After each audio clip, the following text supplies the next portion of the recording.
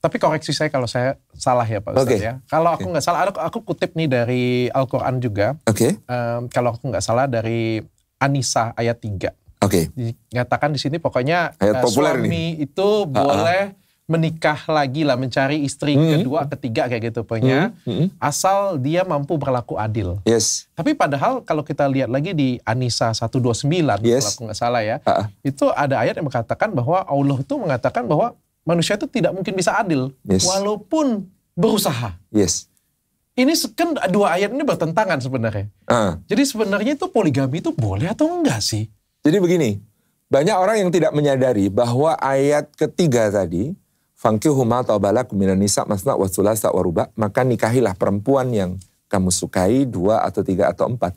Ini bukan untuk nambah tapi untuk ngurangi. Karena sebelum ayat ini turun tidak ada batas. Aku pernah dengar dari Ustadz Felix ya. Ini tidak ada batas. Bahkan bukan cuma di peradaban Arab. Bukan untuk nambah. Bukan untuk nambah. Untuk ngurangin. Jadi keliru kalau orang sekarang set mentalnya mendengar ayat ini aku mau nambah. Enggak. Dulu bayangin orang-orang Arab jahiliyah, juga orang Romawi, orang Persia, orang India, sebenarnya semua peradaban aja. Perempuan itu nggak ada batas untuk dimiliki oleh seorang laki-laki. Pada zaman itu. Pada zaman itu, sehingga ketika ayat ini turun, bayangkan pusingnya sebagian sahabat yang istrinya lebih dari 4. Mereka harus ngurangi. Siapa yang harus dicoret dari daftar. Jadi kan salah konsep kita ketika mengira ini adalah untuk nambah. Ini dulu untuk ngurangi. Kalau kau bisa adil, kayak gimana bunyi ayat? Jadi maka nikahilah perempuan yang kamu nikahi 2 atau 3 atau 4. Tapi disebut ya 4 terakhirnya. Iya, 2 atau 3 atau 4. Kalau kamu takut untuk tidak dapat berlaku adil, fawahidatun, maka 1 saja. Jadi di sini asasnya adalah kamu kurangi. Ini loh, batasnya ini 4. Kamu nggak mungkin mampu untuk menanggung lebih dari 4 perempuan untuk kamu perlakukan dengan sebaik-baiknya. Kalau lebih pasti kamu akan mendolimi. Kamu pasti akan membuat satu di antara mereka atau lebih itu tidak tercover dari tugas posisimu sebagai suami. Secara keseluruhan ya, baik lahiriah, batiniah semuanya ya. Maka maksimal 4. Itu berarti tujuannya untuk mengurangi. Tapi An-Nisa 129 mengatakan. Kalau kamu takut tidak mampu berlaku adil, maka 1 di ayat ketiga tadi. Ayat ke 129 kemudian mengatakan bahwa kamu nggak akan mampu berlaku adil meskipun kamu sangat menginginkan. Maka yang dimaksud adil di situ ada 2 dimensi. Adil dalam perspektif lahiriah dan adil dalam perspektif perasaan. Yang kamu tidak mungkin mampu adil itu adalah dalam soal perasaan. Tetapi kamu boleh memenuhi syarat adil itu dalam posisi yang lahiriah. Ngasih nafkahnya harus adil, giliran waktunya harus adil, apa perlakuannya harus adil, mendoakannya harus adil, gitu ya. Pada intinya kan di situ kan ditulis walaupun berusaha, artinya tidak mungkin bisa adil dong. Dalam soal perasaan. Berarti kan itu kan langsung membantah yang ayat sebelumnya. Enggak, karena dimensinya berbeda. Di ayat yang ketiga bicara tentang adil dalam konteks kamu membagi dengan adil waktumu, hartamu. Tapi ada dijelaskan itu konteksnya memang berbeda. Dijelaskan. Jadi kesimpulan boleh atau tidak? Boleh dengan syarat yang sangat berat. Karena gini, ada kondisi di mana kemudian poligami bisa saja menjadi solusi bagi kondisi-kondisi yang memang ada seorang lelaki dengan tanggung jawab yang mampu untuk memenuhinya besar, di mana kemudian melihat adanya banyak perempuan yang kemudian memerlukan pengayoman, memerlukan perlindungan, memerlukan untuk mendapatkan kepemimpinan seorang lelaki. Tapi tadi syaratnya harus dipenuhi. Adzan tuh siapa aja boleh, tapi kan kita ngerti sendiri kalau adanya cempreng, kacau balau, sengau paro, memekakkan telinga, bikin perut mules. Ya sebaiknya jangan adzan dong yang kayak begitu. Artinya tahu diri. Kemampuan Pak Ustadz, diri. gini deh. Kalau zaman dulu kan istri biasa ya. 5, 9, 10, 20. Nah, makanya tadi dibatasi. Makanya jadi 4. Tapi kan sekarang zaman sudah berubah Pak Ustadz. Zaman sudah berubah. Dan ayat ini masih ada. Pak Ustadz boleh percaya atau tidak, ayat ini selalu dipakai untuk beberapa oknum untuk menambah pasangan. Betul nggak Pak Ustadz? Iya. Padahal zaman sudah berubah dong. Kalau tujuan yang tadi seperti itu harusnya nggak boleh dong dipakai dengan tujuan konteks yang berbeda dong. Begini. Jadi karena ayat ini ya berada dalam Al-Quranul Karim yang kemudian kami sebagai mukmin, kita sebagai mukmin meyakini ini berlaku sepanjang zaman, maka pintu-pintu itu masih terbuka. Tentu dengan syarat-syarat yang tadi harus dipenuhi. Nah, maka orang mau menambah karena dia mampu, karena dia bisa memenuhi syarat, dia bisa dengan cara itu menolong ya orang-orang yang perlu pertolongan, membantu sebagaimana sunnah Nabi. Nabi menikah lebih dari satu. Iya. Sekarang siapa yang mau dibantu? Jujur aja deh, bantu atau nafsu dah. Nah, kalau itu proses lain gitu ya, pembahasan lain. Jadi yang kita lihat di sini adalah ayat itu memungkinkan untuk menjadi pintu solusi bagi kondisi-kondisi tertentu. Ya. Oke. Celah ya berarti ya. Karena tidak semua perasaan gitu ya, dan tidak semua hati bisa mungkin progresif Dr. Richard mungkin kemudian memandang bahwa asas pernikahan itu harus monogami, berpasangan itu harus laki-laki dan perempuan satu orang gitu ya. Ada kondisi-kondisi di mana tadi ada pintu-pintu yang memungkinkan untuk. Tapi karena Pak Ustadz bilang seperti itu, ini kan jadi akan digunakan. Oke, kalau digunakan itu memang ada ya berbagai motif yang kita tidak bisa menyamaratakan. Oke. Ya, jadi maksud saya begini, bahkan pada konteks yang kita berbicara tentang keadilan, Nabi Muhammad SAW itu menikah monogaminya selama kurang lebih dari usia 25 sampai 51. Berarti sekitar 26 tahun. 26 tahun menikah monogami dengan Khadijah. Nah itu juga harus jadi rujukan penting bahwa Rasulullah SAW menjadi contoh tentang bagaimana sebuah pernikahan monogami yang bahagia, yang sangat kompak, yang sangat keren, yang saling mendukung satu sama lain, yang kemudian menjadi hal pertama yang boleh dilakukan. Sebelum kemudian Rasulullah SAW menikah poligami dengan banyak hal pertimbangan, termasuk menyatukan berbagai suku, tentang mengikat persaudaraan, menghormati kabilah yang baru masuk Islam, gitu ya. Dan dari istri yang poligami kan hanya satu yang dinikahi dalam keadaan gadis, lainnya janda semua. Janda semua. Yes. Oke. Pak Ustadz, saya pengen tanya kayak gini. Kalau laki-laki kita anggap saja bahasa itu kan bahasa dari Al-Quran tersebut kan memang boleh ya. Jadi walaupun dimanfaatkan oleh beberapa orangnya. Siap. Kalau laki-laki boleh, berarti perempuan juga boleh dong? Enggak dong. Berarti ini nggak adil, Pak Ustadz. Ini agama poliandri. Ini agama, bukan poliandri, sorry. Poligini. Ini agama, mohon maaf, patriarki. Kenapa patriarki? Patriarki. Nanti aku akan tunjukkan beberapa ya. Salah satunya yang boleh poligami hanya laki-laki. Wanita tidak boleh. Yang boleh talak cuma suami. Giliran suami talak cerai 3 langsung bisa. Kalau istri mau talak itu setengah mati, prosesnya cukup panjang. Suami istri tidak boleh, banyak yang sebenarnya Islam beberapa orang ya. Aku nggak ngomong diriku deh. Kan ngomongnya jadi kalau poligami boleh, berarti poliandri boleh dong. Itu kan kesetaraan semuanya. Oke, secara mungkin biologi Dr. Richard lebih tahu, tetapi kondisi poliandri itu menjadi mengacaukan satu institusi yang namanya keluarga gitu. Sama poligami juga. Enggak juga, beda. Dari sisi biologis kan ada pertemuan antara benih laki-laki dan benih perempuan gitu kan. Dalam kondisi seorang istri ya kalau suaminya lebih dari satu mengacaukan garis keturunan dong. Enggak lah, kalau jelas kan, kalau yang mana di antara salah satu di antara 4 itu aja tinggal. Iya, tapi kan kacau kan. Kacau. Kepemimpinan itu satu. Yang dipimpin boleh lebih dari satu. Masa presiden mau 270 juta rakyatnya satu? Nggak bisa dong, nggak bisa dong. Ya itu kan kalau konsepnya pemimpinnya itu laki-laki. Memang di dalam Islam pemimpinnya ar-rijalu qawwamuna 'alan nisa, laki-laki. Oh itu sudah jelas ya? Ya, memang ada bahwa kepemimpinan dalam keluarga itu laki-laki.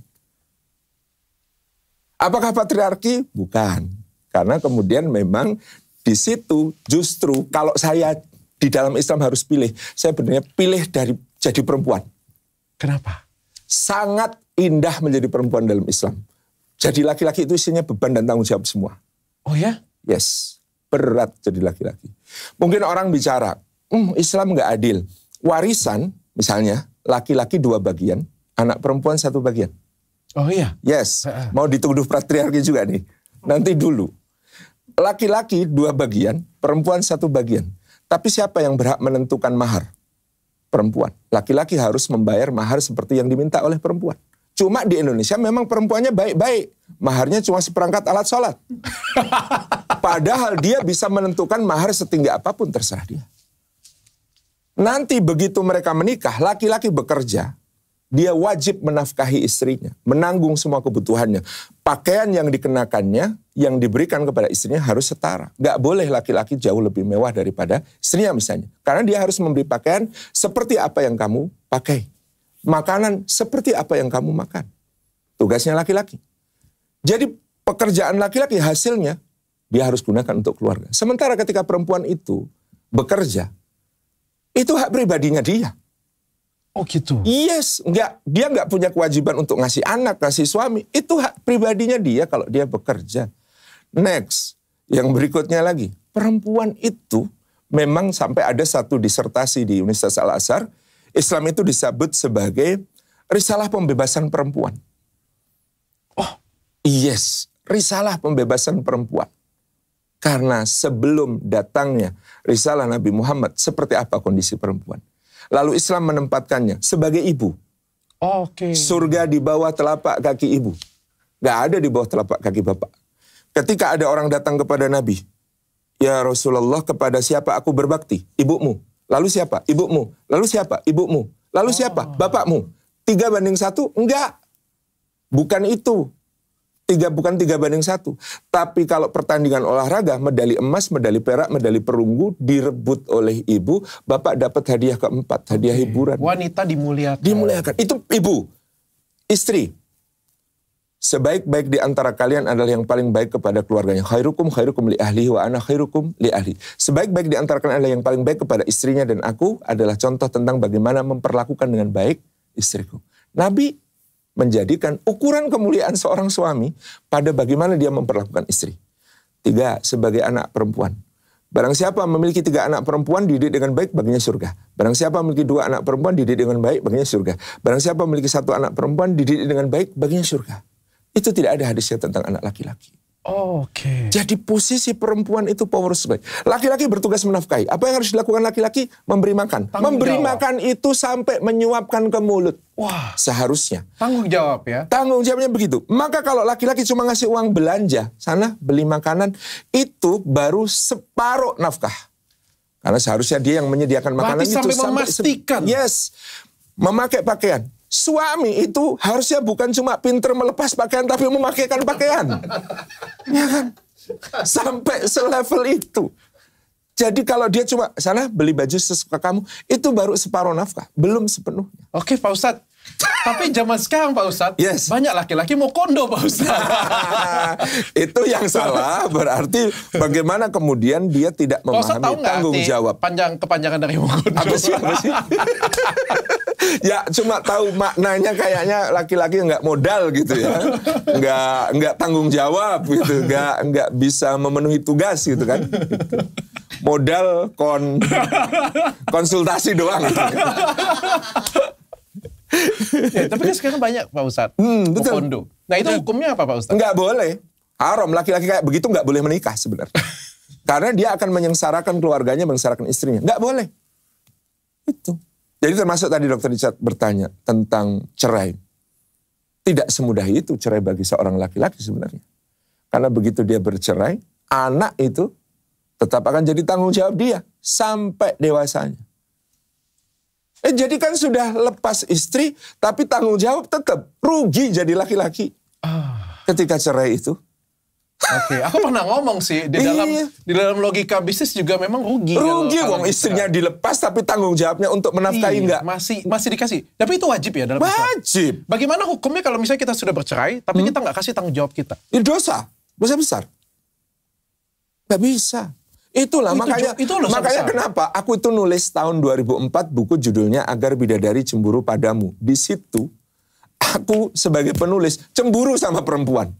Oh, okay. Saking ini Islam habis-habisan memuliakan perempuan, kita laki-laki ini di pojok tersudut untuk kemudian segala perilaku kita harus memuliakan perempuan. Itu dari sudut pandangnya laki-laki, Pak Ustadz. Iya. Dari sudut pandangnya perempuan kan ya namanya juga ada ego ya kita masing-masing ya. Kalau sudut pandang laki-laki kan mungkin kita ngeliatnya enak banget tuh jadi cewek. Rumput tetangga kan selalu lebih indah ya. Tapi kan bagus begitu sih. Beberapa perempuan kan punya sudut pandang yang wah enak banget nih laki-laki nih. Dia boleh nikah lagi, kami nggak boleh, ya kan? Dia boleh bekerja, padahal perempuan pun kalau misalnya dilarang oleh suaminya bekerja itu tidak boleh bekerja, ya kan? Terus tapi harus dicukupi. Nah masalahnya itu kadang-kadang ada lelaki melarang perempuan bekerja tapi tidak mencukupi. Nah itu. Lah tugasnya kalau kamu melarang istrimu bekerja cukupi sepenuhnya. Pak Ustadz, zaman kan selalu berubah ya? Iya. Zaman dulu nikah banyak. Oke. Zaman sekarang satu. Ya, artinya tuh ada pergeseran zaman dan kita tidak bisa bantah itu. Oke. Pak Ustadz juga harus tahu satu hal bahwa ketika kita zaman sekarang banyak terjadi perceraian karena wanitanya cukup terpojokkan dan terzolimin. Oh, oke, maaf. Ini kejadian nyata dan banyak sekali. Aku yakin banyak sekali. Wanitanya pintar, cerdas, sekolahnya bagus, kerjanya juga bagus banget. Berhenti bekerja. Karena menikah. Disuruh suami. Suaminya agamis banget. Ya kan? Agamis banget dan diikut. Beberapa tahun kemudian, puluhan tahun kemudian, si suaminya selingkuh. Dan wanitanya nggak bisa ngapa-ngapain. Karena tidak punya kekuatan apapun. Dalam Islam suami selingkuh diapain? Wah, aku nggak tahu. Cambuk ya? Potong. Suami selingkuh kalau terbukti ada saksi 4 orang melihat, kan dirajam. Jadi sebenarnya tidak ada masalah gitu. Jadi maksudku perlindungannya terhadap perempuan itu paripurna, cuman sayang tidak diamalkan. Masalahnya aja. Nggak diamalkan. Nah itu. Pertanyaannya itu kayak gini Pak Ustadz. Si wanita ini kan menjadi tidak berdaya. Di satu sisi dia tidak cantik lagi. Di satu sisi dia sudah tua. Di satu sisi dia kecerdasan sudah pasti nggak sepintar pada waktu masih muda kemarin. Karir juga, pekerjaan juga nggak mudah pasti dapat pekerjaan. Karena dia sudah berhenti kerja lama kan. Betul. Akhirnya dia cuma menerima dari suami, nggak punya kemampuan apapun. Akhirnya inilah yang terjadi kadang-kadang tuh wanita dizolimi di sini. Nah, dia harus karena tidak ada kesetaraan. Namanya setara itu kan harus sama-sama nih. Sama-sama pegang kartu nih. Iya kan? Ini satunya nggak pegang kartu apapun. Sehingga akhirnya cenderung memaafkan, cenderung tersiksa. Dan akhirnya waktu ditinggalkan nggak punya perlawanan si istrinya. Itu terjadi hanya di Islam atau di agama? Semua. Saya nggak ngomong ini.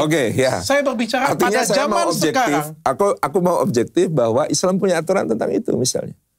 Misalnya, Nabi Muhammad itu nggak punya rumah. Karena semua rumah itu rumah istrinya. Sampai di satu negara Islam, itu aturannya suami dan istri menikah, rumah itu atas nama istri. Itu ada? Ada. So ketika suami misalnya mau sewenang-wenang, aku ceraikan kamu, silakan pergi. Nggak bisa dong, siapa nih yang punya rumah nih siapa? Tapi itu ada dicatat ya, Mbak? Berarti kalau misalnya kita sudah menikah, aset itu dikasih ke istri. Seharusnya. Tuntunan agamanya begitu. Cuman, tuntunan agamanya seperti itu. Apakah kita lakukan? Itu. Berarti tidak dimuliakan ya tetap itu wanita. Masalahnya. Karena prakteknya yang kurang ya. Kita nggak bisa menyebut ini rumah Nabi, itu nggak bisa. Ini rumah Aisyah yang sekarang menjadi kuburan beliau itu rumah Aisyah bukan rumah Nabi. Di seberangnya ada rumah Hafsah. Itu semua rumah istri-istri beliau. Jadi tidak disebut rumah beliau. Beliau nggak punya rumah. Berarti sebenarnya wanita itu di Islam itu sangat dimuliakan, cuma pada prakteknya tidak diamalkan dengan baik. Makanya jadi ada unsur-unsur budaya mungkin lokal yang patriarkis tadi yang kemudian dikombinasi dengan agama. Akhirnya dicarikan pembenaran dari agama, lalu orang sekarang yang disalahin agamanya. Nangkep aku Pak Ustadz. Jadi apa ya, nilai-nilai lokal itu kan biasanya jauh lebih kuat daripada agama kan. Culture-nya dikawinkan dengan... Aku lebih Jawa katakanlah gitu ya, dalam menganut nilai-nilai Jawa. Kemudian aku dididik secara Islam. Kadang-kadang secara nggak sadar aku kadang-kadang menyikapi persoalan itu dengan cara Jawa, bukan dengan cara Islam kan gitu. Nah lalu kemudian seakan-akan mendapatkan pembenaran karena cuplik-cuplik ayatnya tidak difahami secara utuh. Dimanfaatkan oleh orang-orang tertentu. Begitu. Mantap, saya paham Pak Ustaz. Kita balik lagi Pak Ustaz. Oke. Ada menarik tadi. Jalan yang benar. Mokondo tadi Pak Ustaz. Pak Mokondo itu nggak boleh menikah. Nggak boleh? Nggak boleh. Karena seorang lelaki kalau mau menikah maka dia harus siap bertanggung jawab. Siap memberi mahar berapapun yang diminta oleh seorang perempuan. Siap menafkahi. Bahkan dalam mazhab Syafi'i misalnya ada pembahasan. Kalau seorang perempuan di rumahnya, di rumah ayah ibunya punya 2 pembantu. Maka wajib suaminya menyediakan 2 pembantu juga. Ini yang sebenarnya nggak terekspos kan. Iya. Hal-hal semacam ini. Itu. Bahwa sebenarnya kita harus buat sama baiknya atau lebih baik. Standarnya minimal sama seperti yang kemudian ada di tempat di mana perempuan itu tumbuh. Di rumah bapaknya, dia pembantunya 2. Aku nikahin dia. Aku punya kewajiban untuk nyediain 2 pembantu harusnya. Kayak gimana kalau misalnya dia naksir cewek yang anak orang kaya Pak? Itu berat Pak ya. Kecuali dengan kerelaan. Tadi ya namanya semua perangkat hukum itu di atasnya ada namanya hikmah. Hikmah atau ini namanya rezeki anak soleh. Bisa jadi gitu kan. Tapi apa hukumnya Pak Ustadz kalau misalnya pendapatan istri kita itu lebih tinggi daripada kita? Jabatan posisi dia jauh lebih tinggi daripada laki-lakinya Pak Ustadz. Sebenarnya tidak ada penghalang ya. Khadijah itu pendapatannya jauh lebih tinggi daripada Nabi. Selama kemudian keharmonisan rumah tangganya dijaga. Artinya boleh, nggak jadi masalah. Nggak masalah. Sebenarnya misalnya istrinya kemudian mengatakan, wahai suamiku, kau tetap suamiku, engkau adalah pemimpin yang bertanggung jawab atas rumah tangga ini. Aku bekerja sebagai inisiatif pribadiku, aku akan membantu seridhoku terhadap rumah tangga ini. Seridhoku? Seridhoku dong, nggak bisa dipaksa istri. Ini suaminya nggak punya duit buat beli rokok, ya terserah. Bukan kewajiban istri. Bukan kewajiban ya? Bukan kewajiban istri untuk ngasih suami di saat seperti itu. Cuma memang begini, persoalannya kadang-kadang laki-laki itu ya itu tadi gampang jatuh mental. Kalau istrinya pendapatnya lebih tinggi, karirnya lebih cemerlang, itu insecure. Dan saya mendapati konsultasi rumah tangga di mana pada beberapa kasus karena suaminya usahanya lagi jatuh, bisnisnya lagi down, sementara istrinya karirnya moncer. Itu yang terjadi bukan cuma gangguan secara ekonomi, tapi gangguan psikis. Sehingga suaminya ini beberapa kasus itu disfungsi ereksi sama istrinya. Karena kalah mental.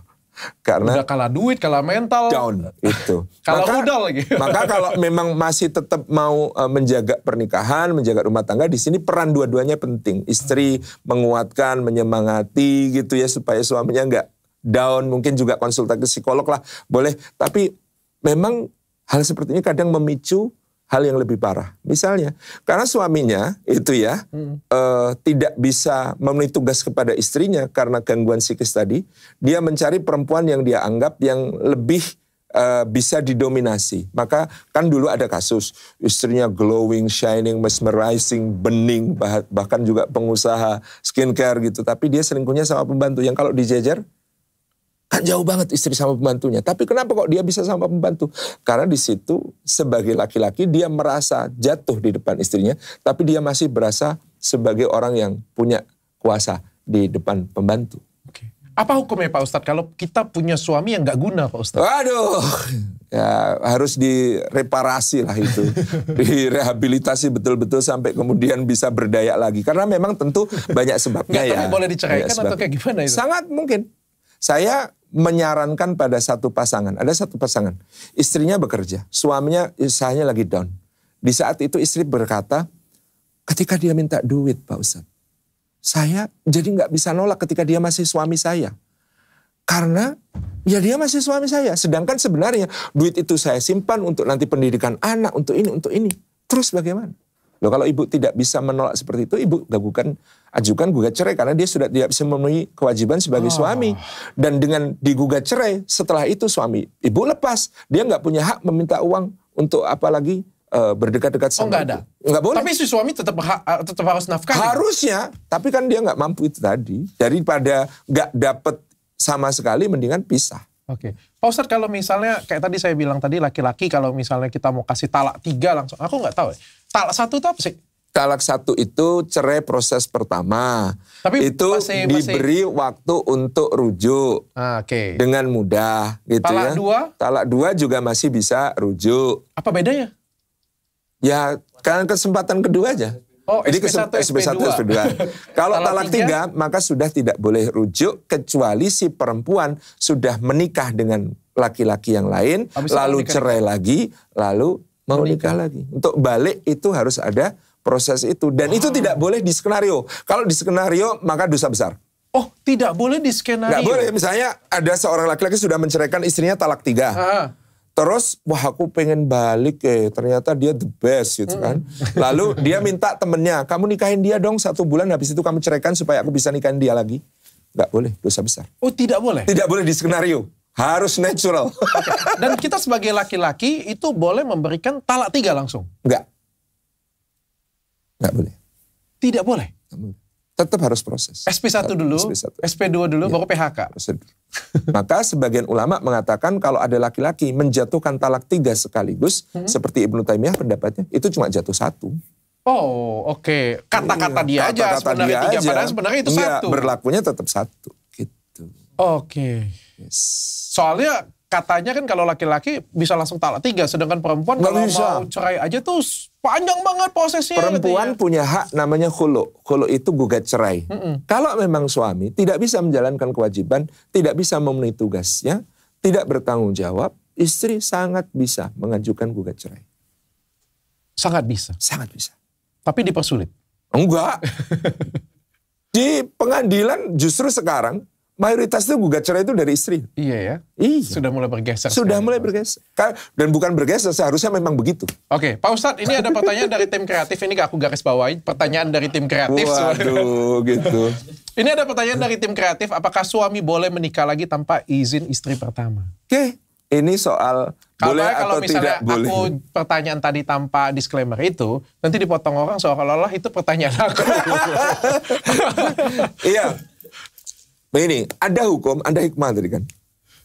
Secara hukum, izin itu memang tidak harus. Oh, tidak harus?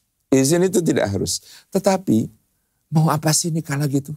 Tapi bukannya katanya harus izin istri pertama? Enggak, secara hukum. Itu hikmah ya. Emang nikah itu mau cari apa sih? Sakinah, mawaddah, warahmah. Emang bisa sakinah, mawaddah, warahmah kalau istrinya tidak ridho? Tujuan pernikahan jadi nggak tercapai, Dok. Apa sih? Ya kalau istri pertama tahu kan belum tentu diizinin. Ya itu berarti PR gitu. PR. Nah, bahayanya memang sebagian laki-laki dengan hukum seperti itu kemudian mengatakan lebih baik minta maaf daripada minta izin. Lebih baik minta maaf daripada minta izin. Cuma secara asasi apa sih yang mau dicari di pernikahan?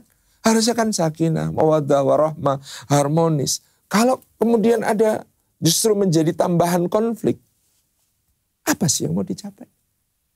Oke, itu secara etika ya. Iya. Tapi secara hukumnya secara hukum memang tidak harus meminta izin. Waduh, ini pertanyaan selanjutnya. Aku ini sebenarnya relate banget dengan ini Pak Ustadz. Okay. Bagaimana kalau misalnya ada suami sudah menikah lagi, terus dia tidak memberitahukan ke istrinya karena takut menyakitin perasaan istrinya. Oke. Ya, itu bisa terjadi. Itu bisa terjadi, tetapi tentu apa ya sebenarnya laki-laki itu unik ya. Jadi dia mengira pernikahan itu sebagai satu kesenangan.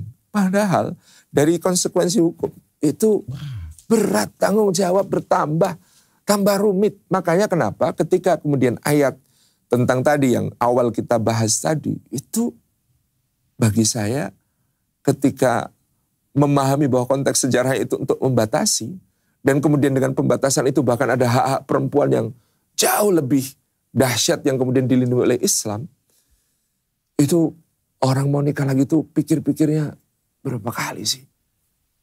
Iya maksudku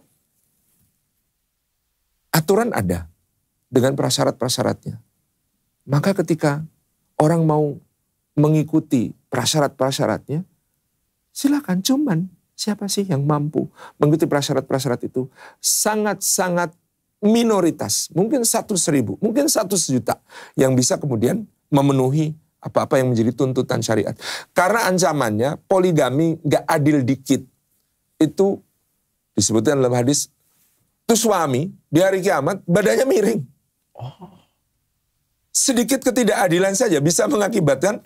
Nah tapi di An-Nisa 129 bilang tidak mungkin Anda bisa berlaku tadi yang adil. Perasaan ya. Tapi misalnya jatah nafkah gak adil. Berarti masih miring dong. Kalau hati itu tidak diadili karena hukum itu berlaku pada yang dohir. Jadi kaidahnya kami berhukum dengan apa yang tampak. Kalau yang nggak tampak kan nggak bisa dihukumi. Banyak suami, banyak suami punya istri, kita nggak tahu hatinya kan. Bahwa mungkin sebenarnya cintanya masih untuk mantan dan lain sebagainya. Itu kan nggak bisa dihukumi. Sama dengan tadi soal perasaan pada istri yang mana yang lebih kuat, itu nggak bisa dihukumi. Tetapi dalam soal dohir, hukumnya jelas. Kamu membagi nafkah, kamu membagi waktu, kamu membagi perhatian, kamu membagi ini. Harus adil. Kalau nggak adil, miring itu tadi. Masalahnya aku juga takut miring.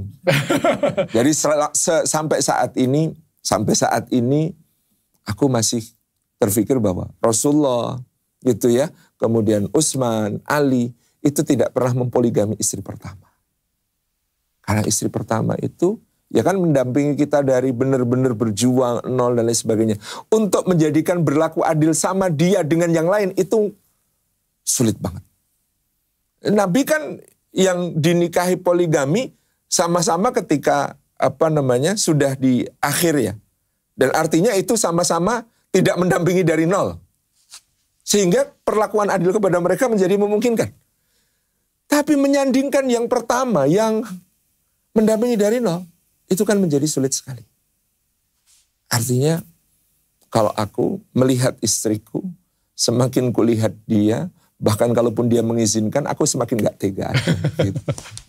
Oke, siap. Personalnya begitu. Aku sebenarnya pengen tanya lagi. Aku diserang ini. Aku pengen tanya lagi lebih dalam, tapi udahlah gak jadi. Gak jadilah. Iya. Pak Ustadz, kalau hukumnya lavender marriage apa Pak Ustadz? Apa itu lavender marriage? Lavender marriage itu. Aduh, aku kurang update deh. Apa itu? Waduh, Pak Ustadz gak tahu lagi lavender marriage. Lavender marriage itu seorang yang LGBT, tapi menikah hanya untuk status. Jadi misalnya laki-laki nih, dia itu pasangan homo, pasangan LGBT, jadi dia menyukai sesama jenis. Tapi dia membayar suatu cewek atau ceweknya nggak tahu, dijebak lah. Banyak nih Pak Ustadz. Dinikahin. Untuk status. Kan beberapa sampai punya anak. Pak Ustadz jangan tanya dengan saya bagaimana caranya punya anak, karena zaman sekarang kan masih ada inseminasi dan lain sebagainya. Sangat mudah bisa apa dalam Islam memandang lavender marriage itu Pak Ustadz? Konsekuensi hukum dari hal ini maksudnya harus ditafsir. Ya, satu, kalau hubungan sesama jenisnya jelas sangat terlarang. Ya, kita tidak berbicara ke sana. Bagaimana pernikahannya? Sudah jelas itu salah ya. Bagaimana pernikahannya? Kalau perempuannya ditipu berarti ada kedoliman di situ. Kalau perempuannya tidak tahu bahwa suaminya ternyata penyuka sesama jenis, dia dinikahi untuk status, itu kedoliman. Haram dari awal. Kalau saya menemui kasus semacam itu, saya akan minta perempuannya untuk minta pisah. Gak bisa. Dan itu membahayakan.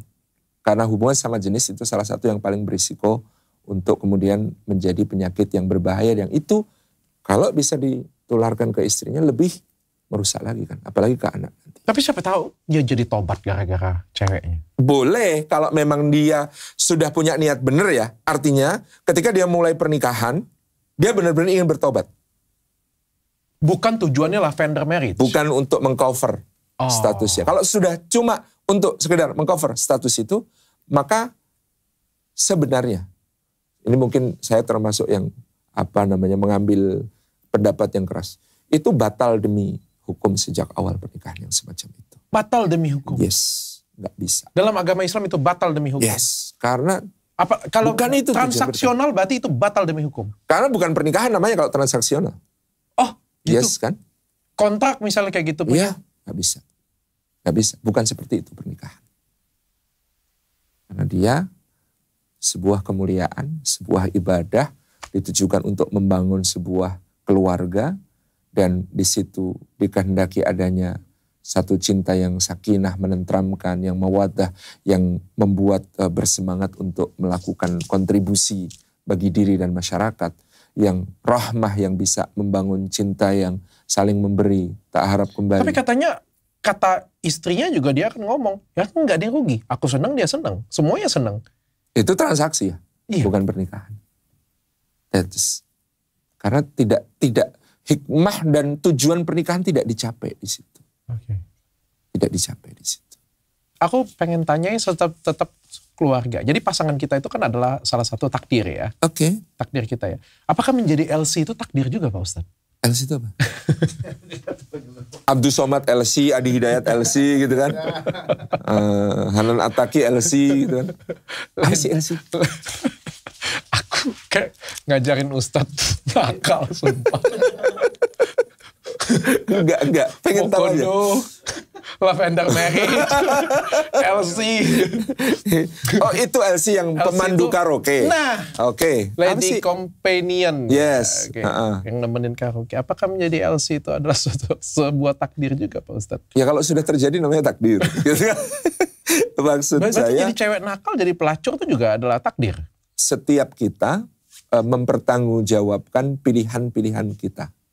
Artinya konsepnya adalah takdir itu kita mengatakan dia takdirnya gitu kalau sudah terjadi. Kalau belum maka dirahasiakan oleh Allah. Dengan rahasianya takdir itu supaya kita memilih jalan untuk kemudian diambil dalam hidup ini. Dan pilihan kita itulah yang akan dipertanggungjawabkan. Masa takdir kita sebagai LC Pak Ustadz? Masa takdir kita itu sebagai pelacur? Kan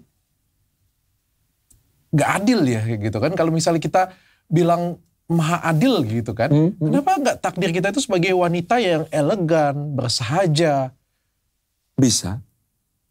Ada pilihan untuk itu. Artinya. Kalau takdir kan artinya bukan pilihan Pak Ustadz. Kalau sudah terjadi. Bagi seorang LC pun sesudah itu ada pilihan.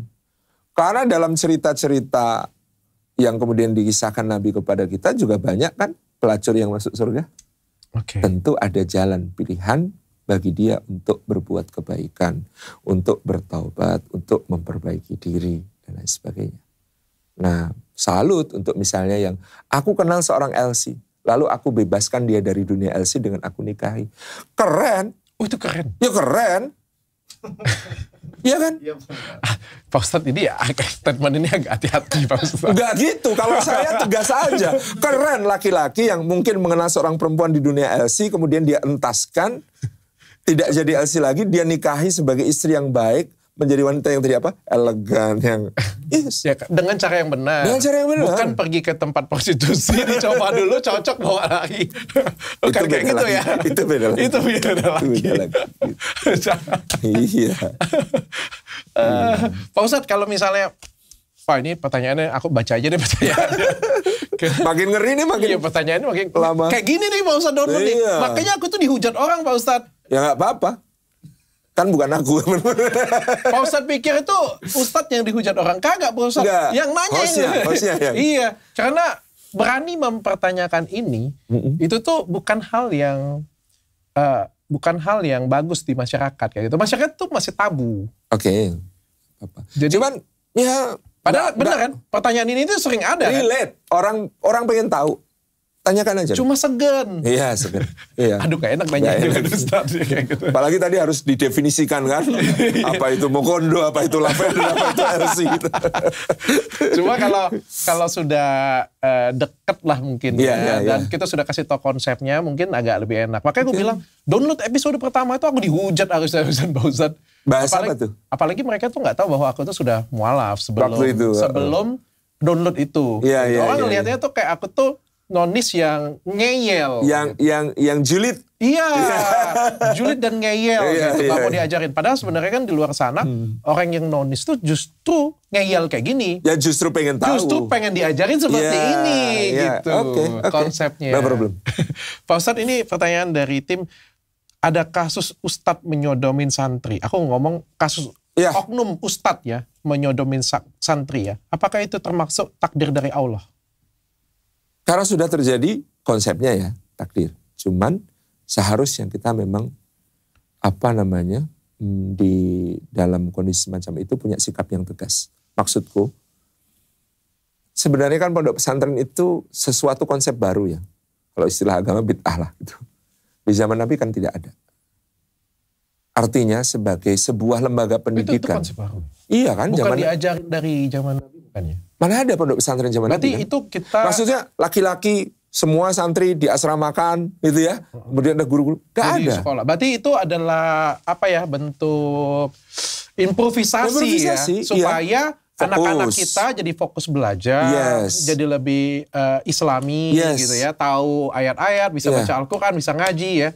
Konsepnya bagus. Konsepnya bagus. Cuman kan harus diantisipasi bahwa dalam kondisi laki-laki dikumpulkan begitu banyak di usia-usia mereka yang menjelang menjelang dewasa, dan kemudian ada pengurus-pengurus yang ada di situ.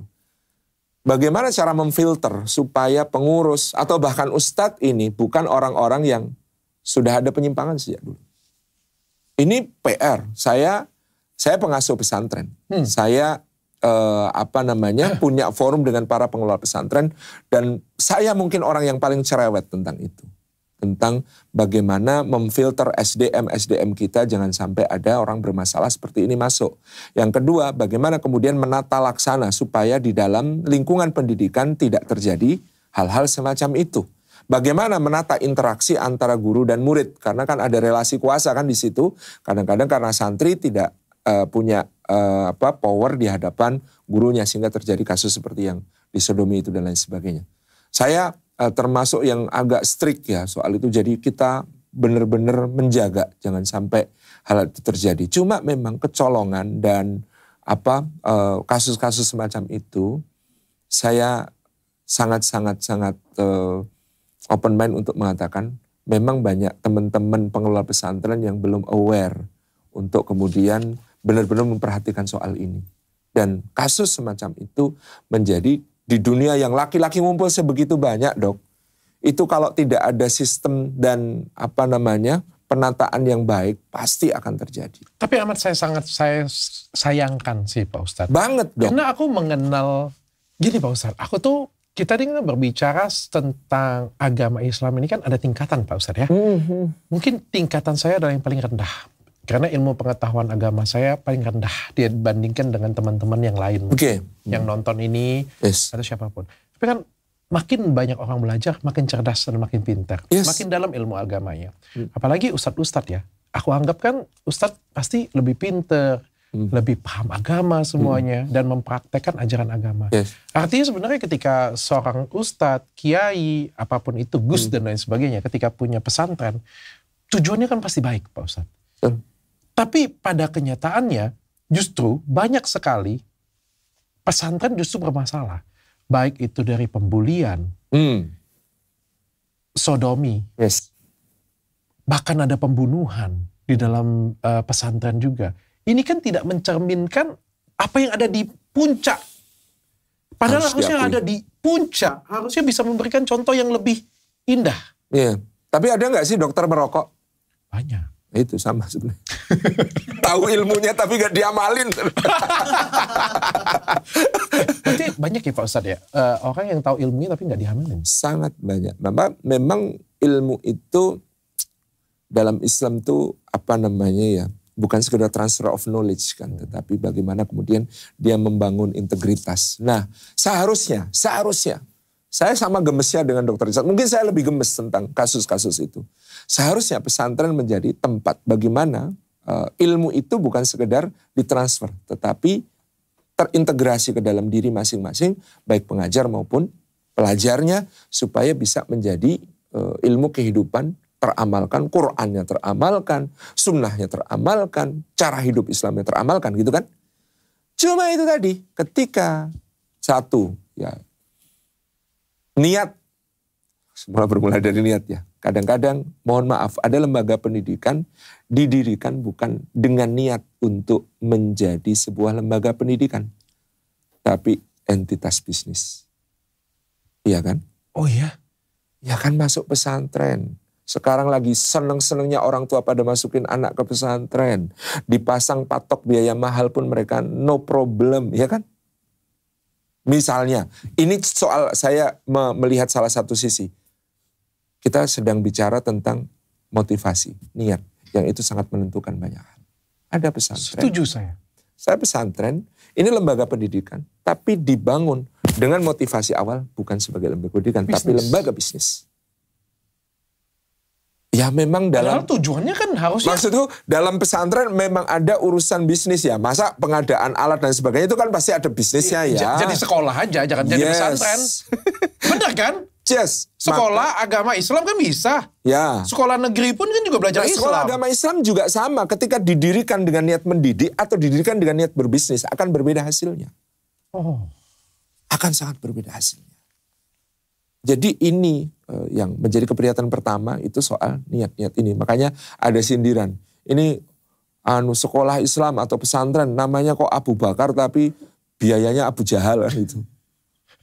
Itu otokritik untuk dunia pendidikan Islam. Saya tidak memungkiri dan sebagai yang punya pesantren, di pesantren masyarakat Merapi Merbabu kami menyadari gitu. Meskipun kalau kami mayoritas santri kami semuanya berbeasiswa dan sebagainya. Tapi memang ada pesantren yang ataupun sekolah yang kita lihat ada disorientasi sejak awal. Ini lembaga pendidikan atau entitas bisnis.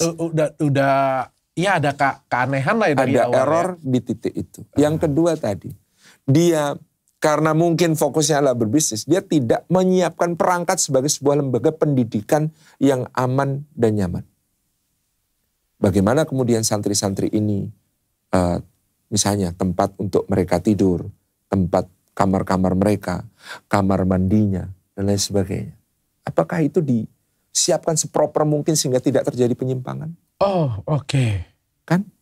Kalau ngejar bisnis kan kadang fasilitas menjadi tidak didesain dan dieksekusi dengan baik. Sehingga itu tadi menambah kemungkinan terjadinya penyimpangan-penyimpangan. Belum seleksi guru. Ya sekarang seperti apa sih dunia pendidikan yang mendidik guru-guru kita? Jurusan pendidikan itu pilihan keberapa sih dari anak cerdas Indonesia gitu. Yang cerdas ke kedokteran, yang cerdas ke teknik. Siapa yang mau mendidik ini? Dan bahkan yang cerdas belum tentu agamis pula kan? Iya pula. Yang cerdas brengsek pula. Brengsek pula, bermasalah pula. Iya. Gitu. Dan ketika seleksi tenaga pendidikan ini tidak beres. Padahal berbeda dengan di sekolah umum. Guru dan murid tatap mukanya hanya di jam pelajaran kan? Di pesantren kan mereka 24 jam bareng. Ketika tidak beres di situ, hancur. Siap Pak Ustadz. Terima kasih Pak Ustadz Salim sudah... Siap gitu ya. Mohon maaf kita sama-sama geram loh ini. Terima kasih Pak Ustadz sudah datang ke sini Pak Ustadz. Sama-sama saya mengucapkan selamat Hari Raya Idul Fitri Pak Ustadz. Selamat Hari Raya Idul Fitri juga. Minal aidin wal faizin. Mohon maaf lahir dan batin. Sama-sama saya banyak salah sama dokter. Tapi dokter punya utang. Ya siap, saya pasti akan bayar utang saya. Mohon bersabar ya Pak Ustadz. Siap, bisa.